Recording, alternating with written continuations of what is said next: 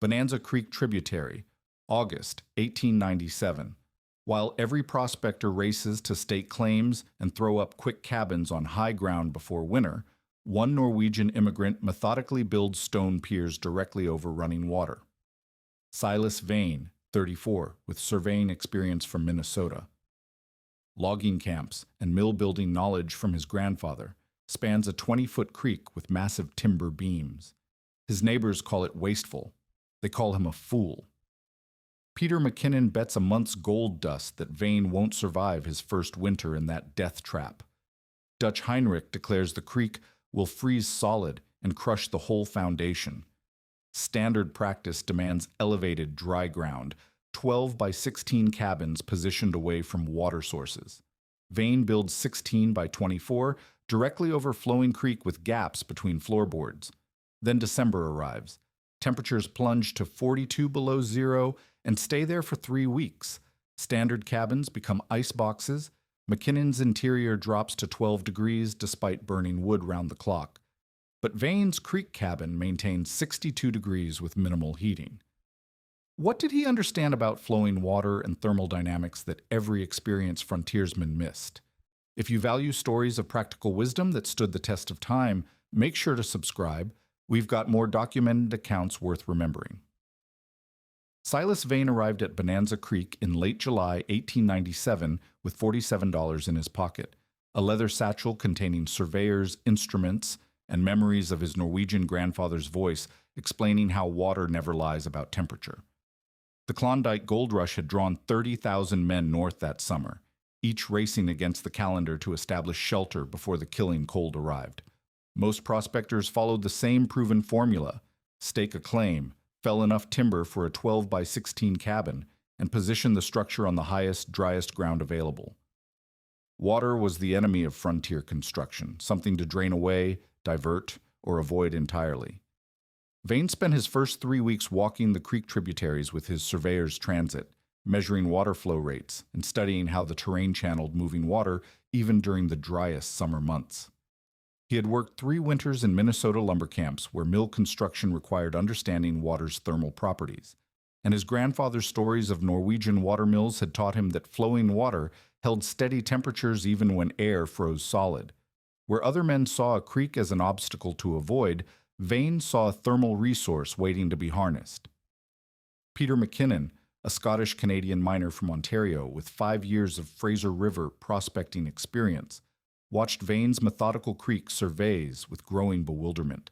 McKinnon had already felled timber and raised the frame for his cabin on a granite outcrop 100 yards uphill from the water, following frontier wisdom that had served him well in British Columbia's milder climate. When Vane announced his intention to build directly over the creek, McKinnon's reaction was immediate and dismissive. "You'll freeze your bones in that swamp," McKinnon declared to anyone who would listen. "Man builds over water in this country. He's digging his own grave." McKinnon's cabin followed standard frontier specifications, 12 by 16 feet with single-wall log construction, positioned on elevated ground with proper drainage. He had chinked the gaps with moss and mud, installed a stone fireplace against the exterior wall, and felt confident his experience would carry him through another northern winter. Dutch Heinrich, a German-American prospector who had survived 10 Colorado mining winters, proved even more vocal in his criticism. Heinrich's cabin occupied the highest point in the immediate area, built on solid granite with hand-cut stone footings that he had laboriously quarried and positioned. His construction followed Rocky Mountain practices that had proven adequate for high-altitude cold, and he viewed Vane's water-spanning plan as dangerous experimentation. "That creek'll turn to ice and crush your whole foundation," Heinrich warned, pointing to Vane's proposed construction site with obvious disdain. "Ice expansion'll split those piers like kindling. I've seen it happen to mill foundations in Colorado." Heinrich's confidence stemmed from real experience. He had witnessed ice damage to inadequately built structures, but his knowledge did not account for the thermal dynamics of continuously flowing water. Joseph, the Trondheim guide who had been hired to help newcomers navigate the territory, watched Vane's preparations with careful interest. Joseph's people had built seasonal fish camps over flowing water for generations, understanding intuitively that moving water provided thermal stability, but he also respected the spiritual aspects of water that white men often dismissed. When asked about Vane's plan, Joseph diplomatically expressed concern about water spirits bringing sickness, while privately recognizing the thermal engineering principles that his own culture had developed over centuries. By early September, Vane had quarried 6 massive stone piers, each measuring 4 feet by 4 feet, and positioned to span the 20-foot creek at its narrowest point. The piers required careful placement 3 feet deep into the creek banks, with hand-cut stones fitted without mortar to allow for thermal expansion. Each pier had to be perfectly level and capable of supporting enormous loads. Vane's grandfather had taught him that mill foundations carried not just building weight, but the dynamic forces of moving machinery and flowing water. The timber frame that Vane constructed over these piers defied every convention of frontier building. Where standard cabins used 6x8 floor joists, Vane employed 8x10 timber beams rated for mill machinery loads. His 16 by 24-foot cabin was larger than typical prospector shelters, but more importantly, it incorporated deliberate gaps between floorboards to allow air circulation. The 18-inch clearance between floor and water surface created a thermal buffer zone that no standard cabin possessed. McKinnon's mockery reached its peak as Vane installed the permeable flooring. 3-inch gaps between boards? McKinnon laughed. Might as well sleep outside for all the warmth that'll give you. McKinnon had completed his own cabin by mid-August and spent September cutting firewood, confident that his elevated position and tight construction would prove superior when winter tested both approaches. Heinrich's criticism focused on structural engineering concerns that seemed perfectly logical. "You're building a bridge, not a cabin," he observed. "First ice jam will take the whole structure downstream. Mark my words, come spring, you'll find his timbers scattered from here to Dawson City." Heinrich's own foundation, anchored in granite and positioned well above any possible flood level, represented the conservative approach that frontier experience had validated across the North American continent. The mining camp's consensus crystallized around a simple verdict. Silas Vane had wasted 2 precious months building an elaborate death trap that violated every principle of successful frontier construction. Where practical men had raised adequate shelter quickly and efficiently, Vane had indulged in expensive experimentation that would likely cost him his life. McKinnon's gold dust wager found ready takers among men who had seen too many newcomers fail because they refused to follow proven methods. On October 15th, the first snow began falling across the Klondike Territory. Standard cabins dotted the hillsides and ridges, each positioned according to generations of frontier wisdom, while one unusual structure spanned Bonanza Creek like an ancient covered bridge. Inside his completed cabin, Vane tested the floorboard thermometer he had installed to monitor the thermal buffer zone beneath his feet, 38 degrees Fahrenheit, while outside air had already dropped to 20 degrees. The real test of thermal engineering versus conventional wisdom was about to begin. November arrived with a vengeance that separated theoretical cold from killing cold. By the 3rd week, temperatures had plunged to 25 degrees below zero and settled there with the permanence of geological change. Throughout the mining camps scattered along Bonanza Creek and its tributaries, the brutal mathematics of frontier survival became undeniably clear. Standard log cabins, built according to generations of North American frontier wisdom, required 12 to 15 cords of firewood monthly just to maintain interior temperatures of 45 degrees Fahrenheit, barely above the threshold where human survival became possible for extended periods. Peter McKinnon discovered the harsh reality of thermal physics in the most personal way possible. Each morning, he chipped 2 inches of solid ice from his cabin floor, ice that had formed overnight despite his fireplace burning continuously. The interior walls of his 12 by 16 cabin, positioned on what had seemed like ideal elevated ground, became galleries of frost formations that never melted despite the constant heat from his stone fireplace. McKinnon found himself consuming nearly a cord of firewood every 2 days, a rate that threatened to exhaust his entire winter supply before January arrived. Dutch Heinrich faced identical challenges in his granite foundation cabin positioned on the highest point of local terrain. Despite his careful stone masonry and proven Rocky Mountain construction techniques, Heinrich's cabin required round-the-clock fire maintenance to prevent interior temperatures from dropping below freezing. The single-wall log construction that had proven adequate in Colorado's high country became woefully inadequate against Yukon cold that penetrated chinking and drove frost deep into the interior spaces. Heinrich burned through 14 cords of wood in November alone, far exceeding his calculations based on previous mountain experience. Meanwhile, 100 yards away, Silas Vane's bridge cabin maintained interior temperatures between 55 and 60 degrees Fahrenheit while consuming only 6 cords of wood for the entire month.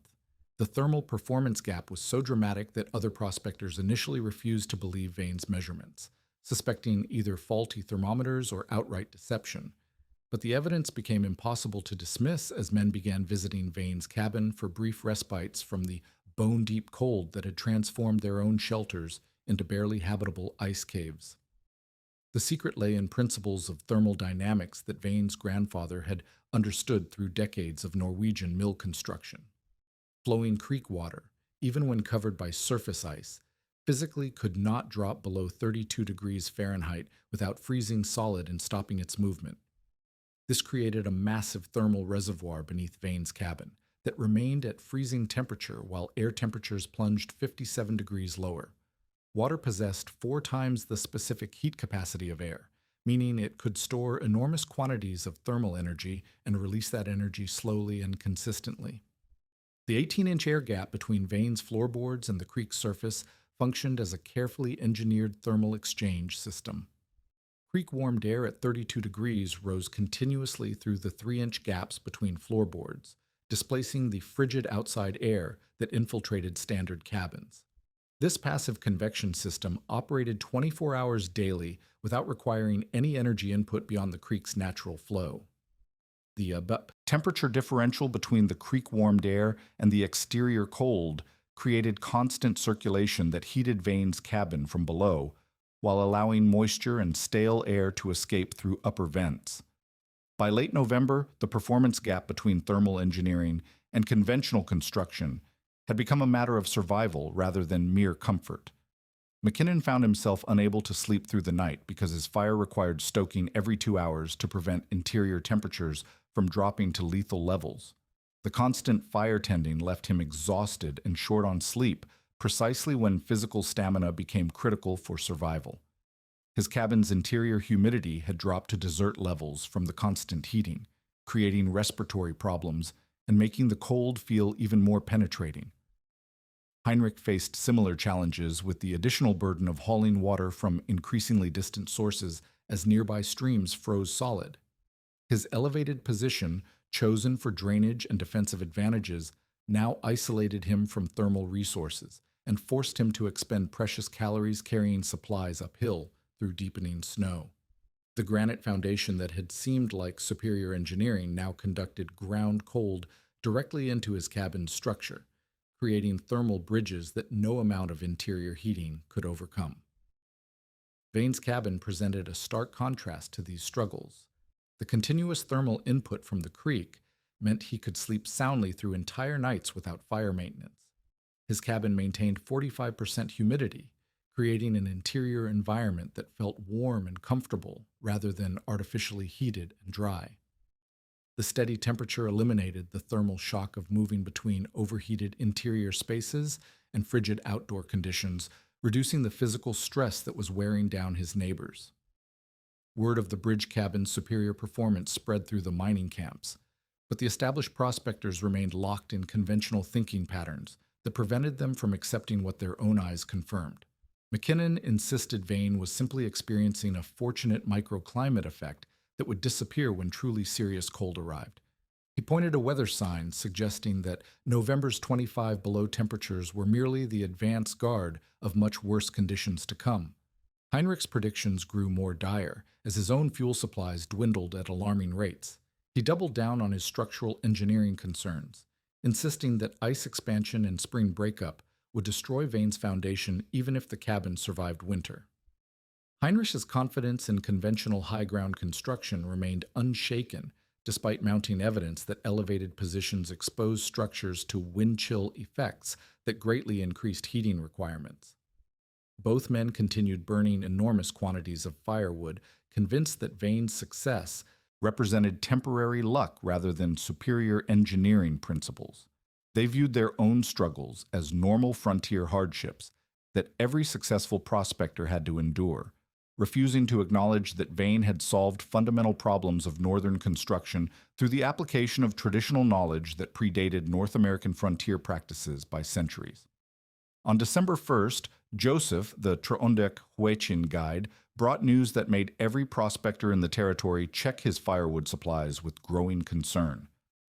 The weather patterns suggested that temperatures would drop to 40 degrees below zero within the week and remain at those levels for extended periods.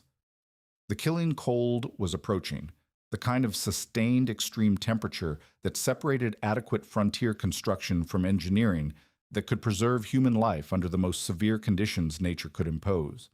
December brought the kind of cold that redefined human endurance and separated theoretical construction knowledge from life or death engineering reality.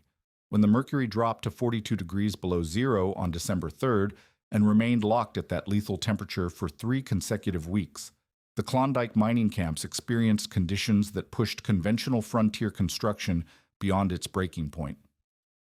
This was the cold that killed, where exhaled breath froze instantly into ice crystals, where inadequately heated cabins transformed from shelter into death traps, and where survival depended entirely on the thermal engineering principles built into each structure's foundation. Peter McKinnon's granite foundation cabin became a laboratory for studying the catastrophic failure of standard frontier construction methods. Despite maintaining a fire that consumed nearly 2 cords of wood weekly, his interior temperature plummeted to 12 degrees Fahrenheit and continued dropping whenever he stepped outside to gather more fuel. The single-wall log construction that had seemed adequate during November's moderate cold now revealed fundamental thermal engineering flaws that no amount of wood burning could overcome. Ice formed continuously on his interior walls, creating formations so thick that his daily chipping routine required an hour of exhausting physical labor just to prevent complete encasement. The thermal expansion and contraction cycles created structural damage that compounded McKinnon's heating challenges. His carefully chinked log walls developed gaps as the timber contracted in the extreme cold, allowing frigid outside air to flow directly into the interior, despite his fireplace operating at maximum capacity. The floorboards began splitting along their length, creating thermal bridges that conducted ground cold directly into the living space. McKinnon discovered that his elevated position, chosen for drainage advantages, now exposed his cabin to wind chill effects that drove the effective temperature far below the already deadly air temperature readings. Dutch Heinrich faced identical structural failures compounded by his cabin's exposure on the highest local terrain. The granite foundation that had represented superior engineering now conducted earth cold directly into his cabin's structure, creating thermal bridges that defeated every heating effort. Heinrich's stone masonry, carefully executed according to Rocky Mountain practices, proved inadequate for conditions that exceeded his Colorado experience by 30 degrees. By December 15th, Heinrich made the desperate decision to abandon his cabin entirely and relocate to Dawson City, admitting that his 10 years of mountain construction experience had not prepared him for Yukon survival requirements. Throughout the mining district, similar stories of structural failure and thermal inadequacy repeated themselves as standard frontier construction methods collapsed under extreme conditions. Men discovered their water barrels frozen solid despite positioning them next to fireplaces. Interior ice formations became so extensive that some cabins resembled ice caves more than human habitation. The constant fire tending required for basic survival left prospectors exhausted and sleep-deprived precisely when physical stamina became critical for gathering fuel and maintaining life-supporting activities. Vane's bridge cabin continued operating as a thermal fortress that seemed to defy the laws of physics that were destroying every other structure in the territory. Throughout December's 3-week cold siege, his interior temperature maintained a steady 62 degrees Fahrenheit, with heating requirements that consumed less than half the firewood his neighbors burned while still freezing. The flowing creek beneath his cabin provided thermal management that proved absolutely unshakable. The physical laws governing water's freezing point created a thermal foundation that no amount of air cold could overcome. The engineering principles that Vane's Norwegian grandfather had understood through mill construction experience now demonstrated their scientific validity under the most extreme testing conditions possible.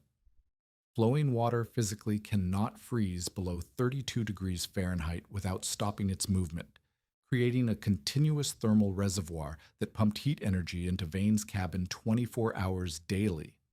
The creek's thermal mass, combined with water's superior heat retention capacity, provided active thermal management rather than the passive ground contact that conventional foundations attempted to achieve.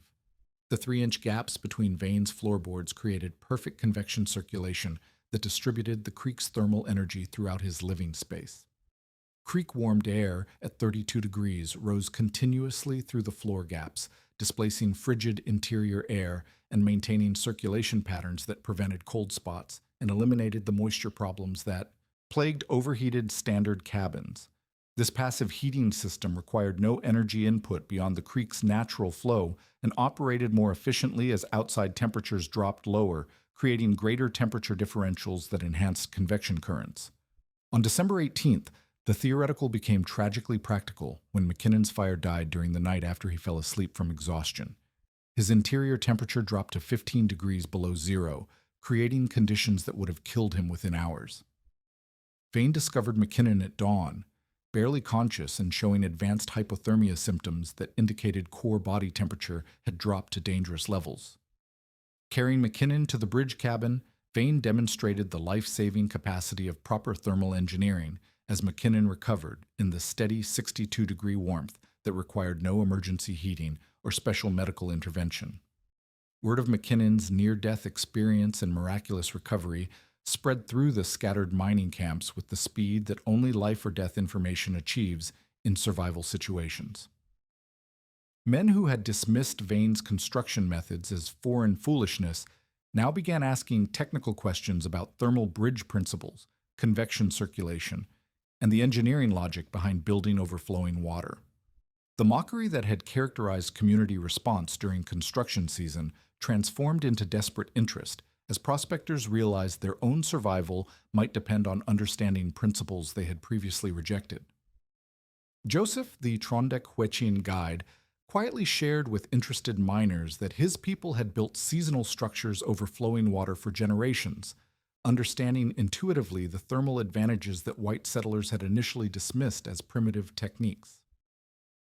The cultural irony was not lost on men who were discovering that traditional knowledge often contained sophisticated engineering principles that European-derived frontier practices had overlooked or actively rejected. As December 31st arrived and miners gathered in Dawson City to celebrate New Year's Eve, the conversation inevitably turned to winter survival stories and construction techniques. Several experienced prospectors, speaking quietly away from the main celebrations, admitted what had become undeniable through 3 weeks of extreme testing. Silas Vane's bridge cabin was the warmest, most livable shelter in the territory, and his thermal engineering principles represented superior survival technology disguised as unconventional foreign methods. The mockery had transformed completely into grudging respect born of witnessed performance under conditions that had destroyed conventional frontier wisdom. January and February. 1898 brought extended brutal cold that settled across the Yukon Territory like a permanent geographic feature, with temperatures fluctuating between 35 and 45 degrees below zero for nearly 8 consecutive weeks. This sustained extreme cold separated survival engineering from mere shelter construction, revealing the inadequacies of frontier building methods that had seemed adequate during shorter cold spells. Standard log cabins throughout the mining district now required 18 to 20 cords of firewood monthly, just to maintain interior temperatures barely compatible with human survival, consuming fuel at rates that exceeded most prospectors' entire winter preparations. The mathematics of thermal failure became undeniable as men calculated their remaining fuel supplies against the weeks of winter still ahead. Many experienced miners made the desperate decision to abandon their claims entirely, unable to sustain the physical and economic costs of heating inadequately designed shelters through conditions that exceeded every previous northern experience. Pack trains leaving for Dawson City and points south carried men who had invested everything in Klondike dreams, only to discover that survival requirements trumped mining ambitions when construction methods proved fundamentally inadequate. Vane began documenting his cabin's performance with the methodical precision of his surveying background, creating a detailed record that would later influence northern construction practices throughout Alaska and the Yukon Territory. His measurements revealed thermal engineering superiority that seemed almost impossible compared to standard frontier construction. Interior temperature remained steady between 58 and 65 degrees Fahrenheit, while outside conditions fluctuated wildly, demonstrating thermal stability that conventional heating methods could not achieve. His monthly firewood consumption held at 7 cords, less than half the fuel requirements of neighboring cabins that still maintained interior temperatures 30 degrees colder. The humidity measurements proved equally revealing. Vane's cabin maintained 45% relative humidity, creating interior conditions that felt warm and comfortable rather than artificially heated and desiccated. Standard cabins, despite consuming enormous quantities of firewood, maintained only 15% humidity from the constant overheating required to prevent freezing.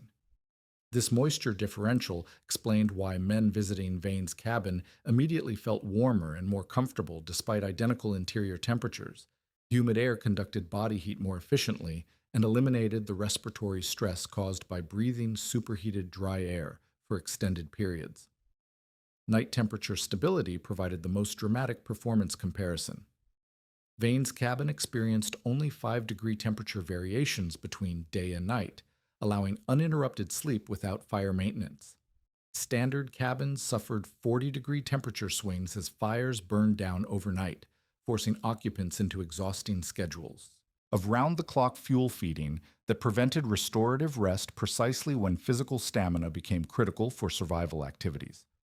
McKinnon, whose near-fatal hypothermia had provided undeniable proof of thermal engineering superiority, became Vane's first convert and most earnest student. The Scottish-Canadian prospector asked detailed questions about foundation modification techniques, wondering whether his existing granite-based cabin could be adapted to capture some thermal advantages without complete reconstruction. McKinnon's practical engineering background made him an ideal student for understanding the thermal bridge principles that Vane's grandfather had developed through decades of Norwegian mill construction. Heinrich, despite his earlier abandonment to Dawson City, returned in late January with requests for detailed construction drawings and technical explanations. The German-American miner's Colorado mountain experience provided a foundation for understanding the thermal mass principles that distinguished Vane's approach from conventional frontier methods. Heinrich particularly wanted to understand the convection circulation system created by the deliberately permeable flooring, recognizing that this represented sophisticated engineering rather than construction oversight. Vane proved to be an excellent teacher, combining his grandfather's traditional knowledge with practical demonstrations that made thermal engineering principles accessible to men with limited technical education. He used simple experiments to illustrate how water temperature remained constant, while air temperature fluctuated dramatically, showing prospectors ice-filled containers placed in creek water that maintained 32 degrees while identical containers exposed to air dropped to match ambient conditions. These demonstrations made abstract thermal concepts concrete and observable. The thermal mass principles became clearer when Vane explained his grandfather's mill-building philosophy: work with natural thermal resources rather than fighting them. Norwegian mills used flowing water not just for mechanical power, but for temperature stability that prevented machinery damage during extreme cold. The same engineering logic applied to human habitation. Flowing water provided reliable thermal energy that required no fuel consumption and operated continuously regardless of weather conditions. Joseph, the Trondheim guide, proved invaluable in validating Vane's approach through traditional indigenous knowledge that paralleled Norwegian techniques. Joseph shared detailed information about seasonal fish camp construction that his people had perfected over generations, explaining how water thermal principles had guided indigenous building practices long before European settlement. His people understood intuitively that moving water prevented ice damage while providing passive heating, knowledge that white settlers had dismissed as primitive before experiencing survival necessity. The cultural exchange between Norwegian mill construction and indigenous fish camp engineering revealed universal principles of northern building that transcended specific cultural traditions. Both knowledge systems emphasized working with water flow rather than avoiding it, using thermal mass for temperature stability, and creating passive air circulation systems that distributed heat efficiently without energy consumption. By February, construction projects began appearing throughout the mining district as prospectors applied Vane's thermal principles to their specific situations. 3 miners began modifying their cabin foundations to capture creekside thermal advantages, positioning new structures near flowing water sources, and incorporating passive air circulation concepts. While they could not replicate Vane's perfect creek-spanning design, they successfully applied the fundamental engineering logic: thermal bridging, convection circulation, and partnership with natural thermal resources. The knowledge transfer accelerated as men shared technical information and construction techniques that had proven successful under extreme testing conditions. Vane's bridge cabin had become a demonstration project that validated traditional engineering principles while providing practical solutions to frontier survival challenges. The mockery and dismissal that had characterized initial community response transformed into systematic study and widespread adoption of thermal management techniques that represented superior survival technology. On March 1st, 1898, as spring breakup approached and mining activity prepared to resume, the winter's harsh lessons had been thoroughly absorbed by surviving prospectors. Vane's foolish construction had proven itself the most practical survival shelter in the territory, and his thermal engineering principles had begun spreading throughout the Yukon as standard practice for extreme cold construction rather than foreign curiosity rejected by experienced frontiersmen. Spring breakup in 1898 provided the final test of Vane's engineering principles, as ice began moving down Bonanza Creek and its tributaries, with the destructive force that had shaped northern construction practices for generations. Throughout the mining district, standard cabins revealed the accumulated damage from 5 months of extreme cold, frost heaving, and ice expansion that had stressed foundations beyond their design limits. Log structures positioned on elevated ground showed extensive foundation damage where ground frost had penetrated deeply and expanded with sufficient force to crack granite footings and shift entire structural frameworks. McKinnon's cabin, built on what had seemed like ideal granite foundation, displayed classic symptoms of frost damage that would plague frontier construction throughout the North American Arctic. The elevated position that had promised superior drainage now revealed its vulnerability to deep ground frost that had penetrated below the foundation line and expanded with geological force during the extreme cold periods. Cracks radiated through his stone foundation, where ice expansion had exceeded the structural limits of even carefully laid masonry, requiring extensive repair work that would consume most of his mining profits from the previous season. Heinrich's abandoned cabin, positioned on the highest local terrain, suffered complete foundation failure as frost penetration and thermal cycling destroyed the structural integrity of his elaborate stone masonry. The granite blocks that he had quarried and positioned with such care now lay scattered by ice expansion forces that had treated his expert Rocky Mountain construction techniques as temporary obstacles rather than permanent engineering solutions. The elevated position that had represented superior defensive strategy now stood as testimony to the inadequacy of conventional frontier construction when faced with ground frost conditions that exceeded previous experience.